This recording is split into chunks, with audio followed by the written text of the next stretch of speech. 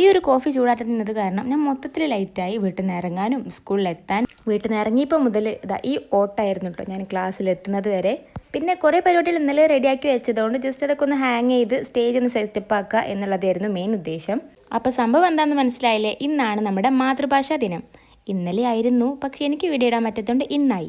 മലയാളത്തിലെ സ്വരാക്ഷരങ്ങളും വ്യഞ്ജനാക്ഷരങ്ങളും പിന്നെ നമ്മുടെ മെയിൻ 6 കവികളുടെ ഒരു ചെറിയ ബയോഗ്രഫി പോലെ എഴുതിയിട്ടുണ്ടായിരുന്നു. അതിനുശേഷമാണ് കേട്ടോ രജിസ്റ്ററിലൊക്കെ ഒന്ന് സൈൻ ചെയ്തത്. അത് കഴിഞ്ഞ് പെട്ടെന്ന് ടോപ്പിക് കൊടുത്തിട്ട് ഒരു കവിത എഴുതാനും നിമിഷം പ്രസംഗം പോലെ അതും മത്സരമാക്കി നടത്തിയിട്ടുണ്ടായിരുന്നു.